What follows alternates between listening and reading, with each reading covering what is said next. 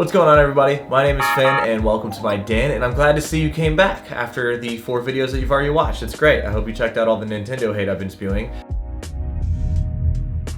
All the times, not every time, but a lot of times that Nintendo has fucked up and screwed over the people that have bought their games. Today we're actually going to be talking about Sony, which was actually created from an accident Nintendo made by betraying them. And if you didn't know that fun fact, then you should go check out one of our other previous videos that I posted, I believe, last week. So yeah, the thumbnail looks like this. So go give that a look whenever you get a second. So yeah, Sony. I wasn't much of a PlayStation fanboy growing up. I was on the Xbox train. No real reason for it, even though back then, of course, on the school ground, I would just make up reasons why Xbox was better than PlayStation. Bitch, your dad probably got a belly button piercing. Now you probably gets his nails done. But there was one console that I did get that was from Sony, and that's what we're talking about today, which was the PSP. I got it for my 10th birthday back in 2009, and I thought it was one of the best consoles I ever had. It came with 5 episodes of Family Guy, which I watched all the time because of some of the lewdness that it would put out there, and 10-year-old me thought it was the best thing ever. So I'd just stay up all night watching it until the PSP died. I'm getting off topic here. We're going to talk about why it kind of failed. Not as bad as the Vita, but that's been discussed on YouTube all the time, so I didn't want to bring up the Vita again. And not as many people talk about the PSP and why that it eventually did fail and succumb to the DS. But there is a pros and cons list that we're going to dive into today to get a little more details of why one of my favorite consoles is dead and buried. And I actually was looking at this website when I was doing the research about it, where I can buy one for $139, but it doesn't have a memory card and it doesn't come with any games, but it is blue. That's a good deal. It's a good deal. Man, I need to get off this classic retro game site because I'm just gonna spend all of my money on there. You want the money? We're not rich. We're broke.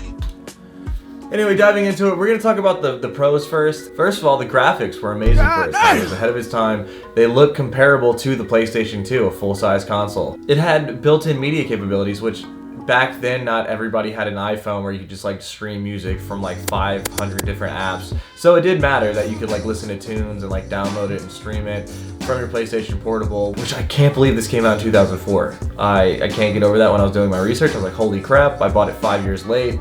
I guess I was just late to the party. But yeah, it could stream movies, it could stream TV shows, it could stream music, which the PlayStation was ahead of its time at this time. Then it had a strong lineup of exclusives like God of War and Monster Hunter. Come on, think.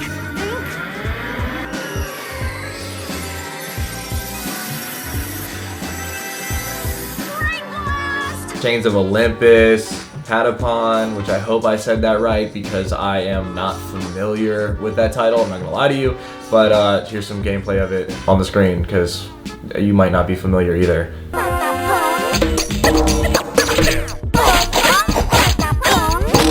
And last but not least, it just looked cool. It looked really sleek, it was a little chunky at times, but it just felt right in your hands, and it was solid, and you could play with it all day, and I don't ever remember any finger cramps for my 10-year-old self. What do you mean by that?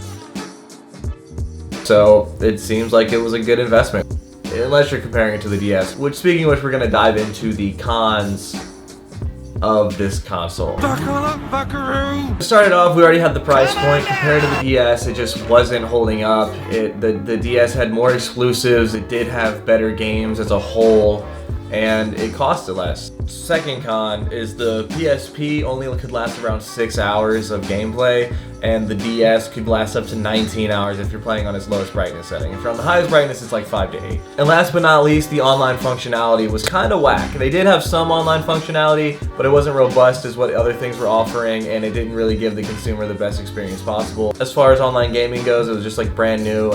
Halo 2 was probably just coming out, and that was just a brand new thing. It just wasn't something the PSP was really capable or ready of handling. Didn't want your ass kicked, you shouldn't have stuck it out so far. Sadly, they didn't get held up to the rest of the portable devices, which makes me sad because I love my little PSP, and I wish I could have spent more time online with the homies.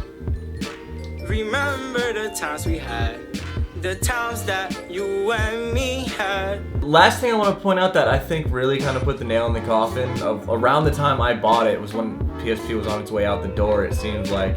It was the rise of smartphones, the first iPhones were coming out or getting close to it. And people didn't have the same need for a portable device anymore because you can get fun time-passing games just on your smartphone or whatever phone you had. You didn't have to go out of your way to buy a whole new device to carry around with you just to play a game. So instead of just having casual gamers buying portable, instead of having casual gamers just buying portable, instead of having casual gamers just going around purchasing portable devices just to play games when they knew they were going to have some free time to pass the time, now your casual gamer can just get on their phone, play like Doodle Jump or like, what is it, Railroad Runner, whatever it's called, Subway Surfers. Oh God, I'm getting old. Anyway, so your average person didn't need to go buy another complete device to carry around just to pass the time for a couple hours. That's more for like the hardcore gamer.